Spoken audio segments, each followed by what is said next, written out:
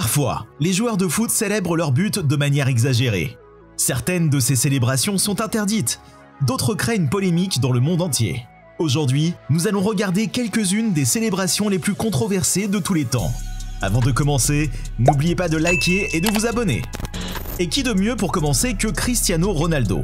En 2019, Ronaldo et la Juventus étaient dans une situation délicate, parce qu'en 16e de finale de la Ligue des Champions, lors du match aller, la Juventus avait perdu 2-0 face à l'Atlético de Madrid. Et pour revenir sur ce résultat, il fallait un miracle au match retour. Ce miracle avait un nom, Cristiano Ronaldo. Donc, au match retour, le robot portugais avait une mission. Pour commencer, il a marqué 2 buts de la tête. Et à la 85e minute, il a réussi à marquer le 3e.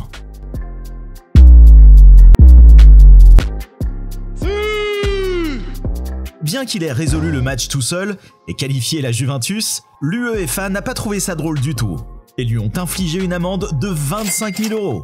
Hey, mais ce n'est qu'une petite amende. Ce que Vinicius Junior a fait est bien plus grave. Il a célébré de façon si irrespectueuse que toute son équipe a été bannie d'un stade. En 2018, quand Vini jouait pour Flamengo, ils avaient un match contre Botafogo. Ce n'était pas n'importe quel match, parce que si Flamengo gagnait, ils assuraient leur place en finale de la Coupe Guanabara. Et vers la 94e minute, Vinicius a marqué un but décisif, et il avait une célébration en tête depuis 10 ans. Car 10 ans auparavant, en 2008, Botafogo avait perdu face à Flamengo. Et à la fin du match, les joueurs non seulement se sont plaints de l'arbitre, mais ils ont littéralement pleuré devant les caméras. Alors, après le but, Vinicius n'a pas hésité à célébrer de cette façon. Ce n'était pas simplement une célébration de but, car il en a profité pour se moquer de l'équipe rivale et de ses fans. Après cela, Botafogo a décidé de bannir non seulement Vinicius, mais aussi toute l'équipe de Flamengo de leur stade. Et tout cela parce que Vini ne s'est pas excusé. Que pensez-vous de cette décision? En parlant de vengeance, Luis Suarez a également réussi à obtenir la sienne.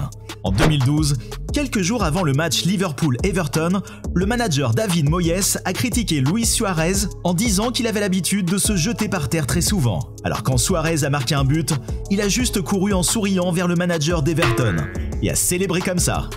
Vraiment embarrassant. Mais pas aussi embarrassant que ce qui est arrivé au joueur du PSG, Layvin Kurzawa. Lors du match de qualification pour l'Euro 2015 U21, la France avait battu la Suède 2-0 au match aller. Et au match retour, la Suède a réussi à renverser la situation et gagnait 3-0. Mais à la 87e minute, Kurzawa a marqué un but, qui pouvait permettre à la France de se qualifier. Très excité, il a décidé de célébrer ainsi devant l'attaquant suédois. Mais le karma était prêt à donner une leçon à Kurzawa. À seulement 2 minutes de la fin du match, les Suédois ont obtenu un coup franc et ont inscrit le 4-1 qui a permis à la Suède de se qualifier. Les joueurs suédois ont alors décidé de faire la même célébration que le joueur français. Mec, je ne voudrais pas être à la place de Kurzawa.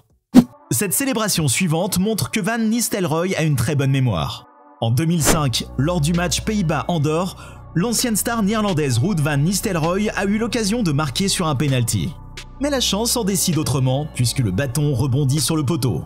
Suite à cet échec, un joueur adverse vient vers l'ancien buteur du Real Madrid pour se moquer de lui.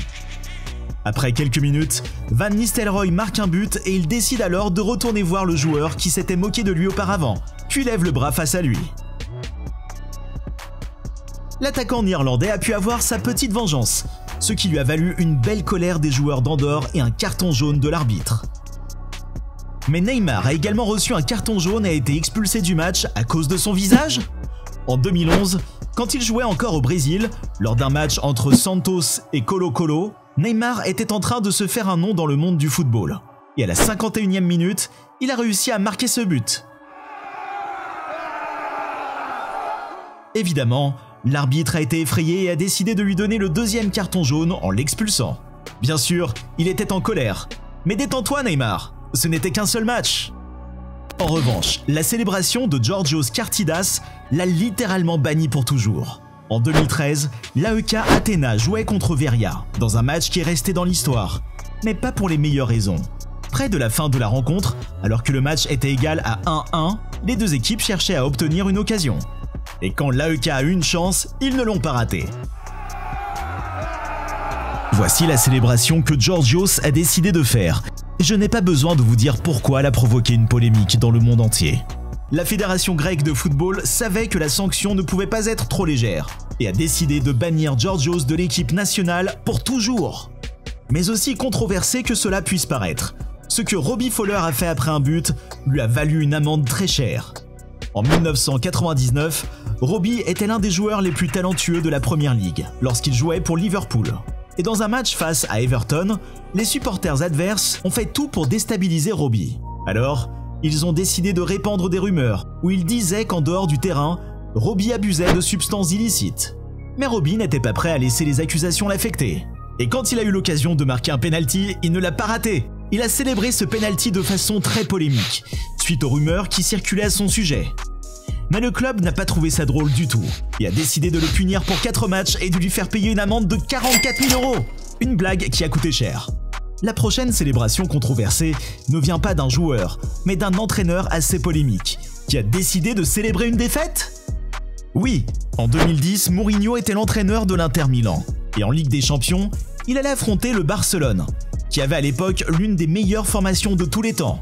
Au match aller, l'Inter a gagné 3-1, et au match retour, Barcelone a aussi gagné par 1-0. Mais ce n'était pas suffisant, et à la fin du match, Mourinho a célébré à sa façon. Évidemment, les fans et les joueurs du club espagnol n'ont pas du tout apprécié, mais pour Mourinho, ce triomphe était personnel. Et pour finir, l'une des célébrations les plus irrespectueuses de tous les temps. Après avoir passé 3 ans à Arsenal et marqué beaucoup de buts, Emmanuel Adebayor a été transféré à Manchester City. Et quand le moment d'affronter son ancien club est arrivé, Adebayor a fait ce qu'il fait le mieux, et il a marqué ce but. Cela pourrait être considéré comme une célébration normale, mais Adebayor a célébré comme ça, devant les supporters d'Arsenal, qui étaient évidemment furieux. Bien que le joueur togolais se soit excusé à la fin du match, la fédération a décidé de le suspendre pour 3 matchs. Voilà les célébrations les plus irrespectueuses du monde du football. Il existe évidemment de meilleures façons de célébrer des buts. Quelle est votre célébration préférée? Commentez en bas. Si vous avez aimé cette vidéo, n'oubliez pas de laisser un like et de vous abonner pour ne pas manquer les prochaines vidéos. A bientôt dans la prochaine vidéo. Footflex, quoi d'autre?